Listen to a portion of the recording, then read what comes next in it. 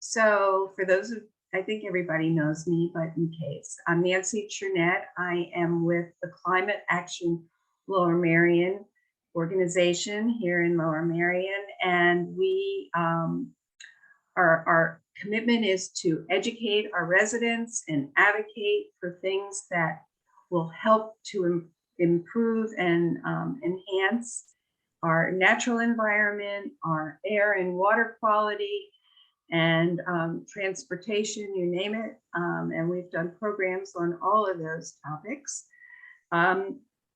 Tonight, and if you're interested in, if you're not on our mailing list and you would like to be on our mailing list, please put your email address in the chat, in the chat, and let us know that you would like to be on our mailing list. We also have two members of the Lower Merion EAC with us tonight, although they are not in their official capacity, but always supporting what Climate Action Lower Merion is doing. So with that, I would like to introduce Darren Savitz, who is with Penn Environment. He's worked there since 2019. His main accountability is the zero waste advocate for Penn Environment, but he has been involved in a number of other projects as well. Certainly conservation and clean water. He has published on microplastics in the Pennsylvania waterways. He has been very involved in plastic bag bans, specifically at Blake, Philadelphia, Pittsburgh. Philadelphia just went into effect, I think, at the beginning of this year. Pittsburgh just passed theirs very recently. Haverford Township just passed theirs very recently. And he also was involved with the Great American Outdoors Act campaign, which was successful in getting money from the government to continue to maintain and enhance our incredible outdoors that we have access to in this country. So with that, I would like to turn it over to Darren, and he will get started. Sure. Yeah, and thank you for having me, Nancy. Again, I'm Farron. I'm the Zero Waste Advocate with Penn Environment. I have a bit of a sore throat, so I'll be pausing a couple times to drink tea throughout the presentation. Hopefully no one minds. But if you're not familiar with Penn Environment, we're a statewide grassroots environmental nonprofit. We believe all Pennsylvanians should have clean air to breathe, clean water to drink, and a safe and livable environment. I work on our zero waste campaign, which focuses a lot on single-use plastics. We do work in other areas of zero waste, but plastic is sort of the big thing right now. I want to make sure I have a lot of time to answer questions, but I'll talk a bit about our zero waste program, why we focus on plastics, their health effects, and then some recent updates from around the state. So I think the best place to start is with how we think about the problem, which is that we live in what we call a throwaway society. And by that, I mean, so much of what we use and what we produce is made to be thrown out. And a lot of what we throw out is plastic. Americans generate about 35 million tons of plastic waste every year, and less than 9% of that gets recycled. The rest is going to end up in a landfill, an incinerator, or in a lot of cases, our environment. And so much of that waste is single use. If you think about things like plastic bags, takeout containers, drink bottles, utensils, straws, all these things we use for just a few minutes, and then we throw them away. But the reality is there is no way. Plastic in our environment sits for hundreds of years, if not longer. And because we create, use, and toss so much plastic, a lot of that goes into our environment because the systems we have just can't handle it all. I mentioned less than 9% is recycled. So that's over 90% that's going to end up in our landfills, incinerators, or the environment. And in each of those cases, it's going to be hurting our health, the health of our wildlife, and the health of our ecosystem. And for certain items like plastic bags, which is a big focus of ours, the recycling rate is even lower. It's closer to 2% than 9%. So if plastic never goes away, then what happens to it? Well, in our environment or a landfill, plastic is going to break into smaller and smaller pieces of plastic. If you think about an apple or a piece of paper, those are going to biodegrade eventually. But plastic, it just turns into smaller and smaller pieces of plastic, which, when they become about the size of a grain of rice, become known as microplastics. And I'll get more into microplastics in a bit, but with so much plastic ending up in our environment, it can have a serious impact on our wildlife. There are some studies that estimate that by the year 2050, there will be more plastic in our oceans by weight than fish. And I'll just sort of say that again because it's mind-boggling to me that our oceans are going to be filled with more plastic than they are fish in the next few decades. And that's because so much of the plastic waste that we generate just ends up in our waterways, which end up in the ocean or they go straight in the ocean. Birds and fish are especially vulnerable to plastics, both macroplastic and microplastic. They mistake it for food a lot of times, and so they just eat it. A study in Pennsylvania on smallmouth bass in the Susquehanna found microplastics in every single fish that they sampled.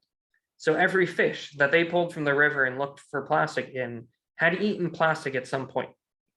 And these plastics can carry toxic chemicals like PCBs that bioaccumulate in our wildlife and eventually end up at the top of the food chain with us. These chemicals can cause a ton of health effects, and I'll talk a bit more about that later as well.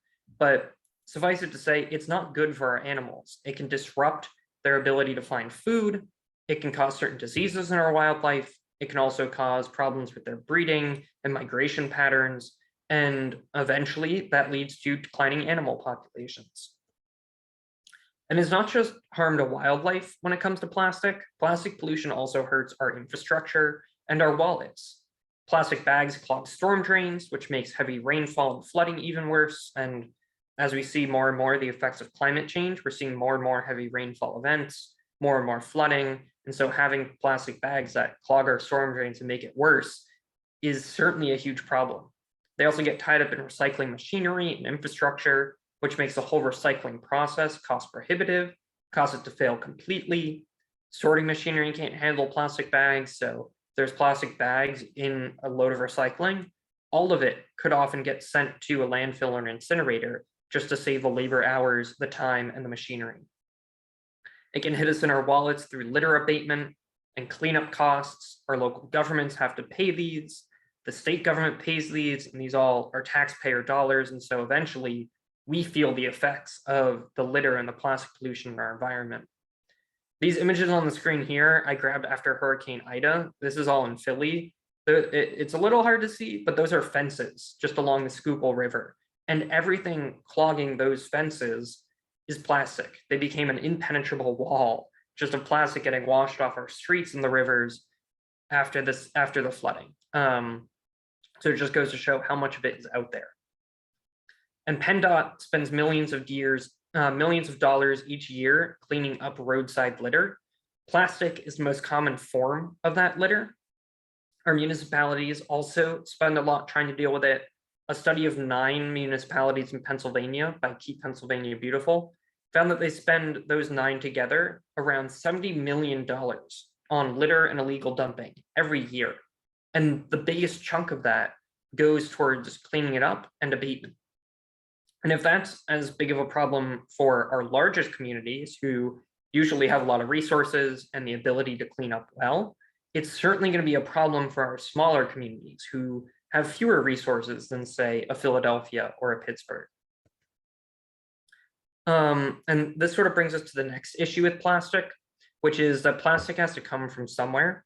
Normally, the issues with plastic pollution are talked about in terms of its waste, but plastic also has problems at the start of its life. Plastic is made from fossil fuels, and traditionally that's petroleum, but in recent years, fracked natural gas has become a huge source of new plastic products. And that's natural gas we extract right here in Pennsylvania, and that extraction has huge costs in terms of climate emissions, air pollution, and water pollution. There are pipelines running through our backyards and our communities that are used to transport gas, to turn it into plastics. We're building new polluting facilities, especially in the western part of our state, they're called cracker plants, and they turn the natural gas into plastic essentially. And natural gas is so plentiful and cheap that it makes it really cheap to make new plastic. Because if your feedstock is cheap, it's cheap to make the new thing. And that causes a problem because if our new plastic is so cheap, A, we're going to keep using it, and B, it makes recycling more difficult to do because recycling is more expensive by comparison. And so you're not going to use the recycled plastic, you'll just use new. And so there's no market for the recycled plastic at the end of its life. So in Pennsylvania, we have a real, I like to think of it as a cradle to grave issue, where at every stage of its life, plastic is harming our environment and our health, and it's affecting us really. The plastics industry, just to put this into perspective, is set to overtake coal in terms of climate emissions by the year 2030. And that's another stat I'll just repeat again because it's, to me, a little absurd. Coal, an actual fossil fuel, will have less of an impact on climate change than plastic within the next decade. So our plastic crisis is really feeding the climate crisis. These aren't two separate issues that we're talking about. It's not like plastic is something separate from climate change. They're really entwined. They feed each other. The more plastic products we use, the more natural gas we extract, and the greater effect it has on our environment. And we all know that fracking has health effects on humans. I mean, it hurts our water quality. The air pollution is causing more asthma in young children. It's causing health effects later in life. It's been linked to as a cause of cancer. It hurts our wildlife. And plastic really feeds that. And so in its creation, plastic is harming our health. And I said before I'd get to microplastics. And I know one of the big concerns for this presentation is what are the health effects of plastic? So I mentioned before, microplastics are tiny pieces of plastic, and they're really everywhere. They're in our air, our food, they're in our water. And we published last year research where we found microplastics in over 50 waterways in Pennsylvania. And that was everywhere that we tested. Not a single river, lake, or stream that we looked at was free of microplastics, regardless if there was litter or if it was clean of litter. We're doing a follow-up study right now on Pennsylvania's exceptional value and high quality waterways, the best protected and most pristine rivers and streams that we have, and we're finding plastic. So I've got on the screen here in the top right a map of where we tested. Each one of those dots is the waterways. You can really see they're everywhere, all across the state. And in the middle there, that grid, that's an image of 2 microplastic fibers. So plastic that comes from clothing. And I got that from a sample of my tap water. Not just tap water, that was tap water that had gone through a Brita filter first. So it was filtered by the Philadelphia Water Department, and then it was filtered by a Brita, and it's what we drink in, and still there are microplastics in it. So it kind of hammers home the fact that we are drinking in plastic every day. And I pause right there just because the next stat is probably my favorite and least favorite stat that I know. And it's a study by the WWF estimates that we ingest 5 grams of plastic every week just by living our lives. And to put that into perspective, 5 grams is about the weight of a credit card or a plastic bag. So you're eating, breathing, and drinking what amounts to a plastic bag every single week, which is an absurd amount of plastic that comes into our bodies. And that's not from plastic bottles. That's not from, say, just eating things out of plastic containers. That's just from living your life as a normal human. If you were to factor in, a plastic drinking bottle, if that's how you drink your water, or if you eat using plastic utensils or styrofoam containers or something, your plastic consumption is probably going to go up from that 5 grams. So it's truly quite fascinating, but also frightening. And there are health effects related to that. There's still a lot of science being done to figure out what exactly the plastic we ingest is doing in our bodies. But I can't imagine the sheer volume that we consume is doing good things to us. And there have been some recent studies done that make the problem even worse, so to speak. Recently, microplastics have been found in human blood. They've been found in the lung tissues of living humans, and it's even been found in placenta, so it can get transferred to babies before they're even born. They can have plastic in them. And the lung study was especially fascinating to me because it didn't just find microplastics, it determined the type of plastic they were. And I found that these were plastics from things like water bottles or styrofoam or plastic bags. So it's the products we use in our daily lives that are making its way into our organs. So it's not just we consume the plastic and it goes straight out, it's moving around in our body. And part of the problem with that is that plastics and microplastics act as sort of sponges in our environment. They attract chemicals like PCBs, DDT, and other toxins. Plastic can have chemicals in them that give it coloring, they make it softer, or they make them waterproof or something like that, and they keep those chemicals in them. And so when fish and birds eat microplastics, they consume the chemicals too. When we eat and breathe microplastics, we consume the chemicals. They make their way up the food chain and we're at the top. So we're consuming a lot of these chemicals and toxins as we consume the plastic.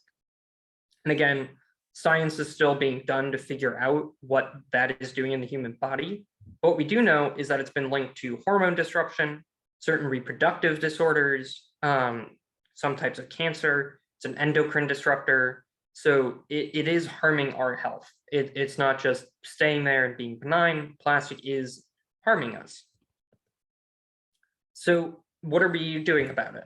At Penn Environment, we want to tackle the problem not by dealing with the waste, but from the other end, by stopping the pollution at the source. Because if we stop the plastic from being made, if we cut it off, then there's no way for it to become pollution, and then it can't harm our health or our environment. And one of the most effective ways to do this is to pass bans on some of those prevalent forms of single-use plastics, like shopping bags or styrofoam takeout containers. I'm sure many of you know that Narberth passed the first bag ordinance in the state back in 2018.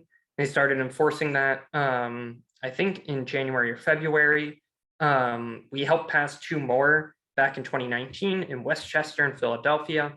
And we've been working on this issue at the local level since so many of the problems associated with plastic are local issues. It's litter, it's clean streets, healthy parks. These are all community issues. So they're things that our local leaders really should be tackling. We're working with dozens of municipalities all across the state, but there have been roadblocks. A few years back, a state senator attempted to pass a preemption law, a ban on local plastic bans. The governor initially vetoed it, but it got placed into the state budget. And the budget wasn't going to get vetoed, so we had this ban on plastic bans. It got extended in 2020 during an emergency budget session because of the pandemic. And it was this huge obstacle to fighting plastic pollution, because if you can't tackle it at the local level and the state isn't going to tackle it, then there's not much we can do. So we put together a lawsuit with Philly, with Pittsburgh, Westchester, Narberth, and Lower Merion, challenging this preemption. And the legal challenge, along with other municipal action, put pressure on the state. They didn't extend preemption, so it ended in December of last year. So starting this past January, new towns could start passing plastic bag bans again. And we've seen people taking advantage of this because we know the best way to stop preemption from being reinstated, to keep the power with local communities where it belongs, is to pass a bunch of plastic bag bans. Because if they see people using the authority, they're less likely to take it away. And it's also the best way to get a statewide plastic bag ban. So that's the best option, really. If you can get a single unified statewide policy, then that's the gold standard. But we need a lot of municipal action to get there.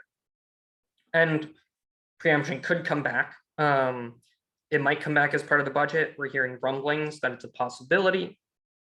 Also, depending on who wins the next governor's race, preemption as a standalone bill could pass. So it's super important for communities to take this action. And actually, in the past week, we've seen a lot of action. Last Monday, Haverford became the 5th municipality to pass a plastic bag ban. Pittsburgh became the 6th The very next day, on that Tuesday, West Goshen passed one back in December. They were number 4. Theirs goes into effect tomorrow on Earth Day. This week, I learned that East Marlboro Township is going to be planning a vote on a bag ban for the first week of May. Ambler Borough will be having a public meeting that week as well. So there's a lot of action right now on plastic bag bans. And with the 2 last week, over 15% of Pennsylvanians live somewhere that have banned plastic bags, which is great, considering it's only been around 3-4 years since the first plastic bag ban. To already have 15% of the state is a lot of progress. Those 6 bag ordinances that we have account to over 730 million plastic bags every year, which is about 4,000 tons of plastic waste that otherwise wouldn't be able to be recycled. And so cutting it off at the source gets rid of it entirely. I know Lower Merion's long been considering a plastic bag ban. It's part of the reason they joined the lawsuit. I hear that the EAC might be recommending it to the commissioners soon, but we have EAC members on the call who might be able to speak about that better. But hopefully we'll see Lower Merion join the rest of the municipalities that have already done this shortly. So I've been speaking for a while, and I want to spend a decent chunk of time answering people's questions. So I'll leave a few links up on the screen. I have a link to our report on microplastics. There's also a link to join our Mobile Action Network. Our Mobile Action Network is a way we keep people informed about what's happening in the state. We send 1, maybe 2 texts a month about breaking updates, bills that are moving, actions you can take. You don't spam your phone. It really is usually just 1 text a month. There's a link to volunteer at Penn Environment if you want to get more involved. And then the last link is to sign up for our Climate Action Lobby Day. Every year we bring hundreds of people. Well, it used to be bringing hundreds of people to Harrisburg. Past few years we've done it virtual. So we bring hundreds of people together with their state legislators to talk about our efforts to bring Pennsylvania to 100% renewables and other climate actions. You can register at that link. They'll get put in with your state reps or senators. And that's on June 2nd. So it seems far away, but it's coming up very quickly. So I'll leave these links on the screen for a bit, but I'd love to answer any questions people have.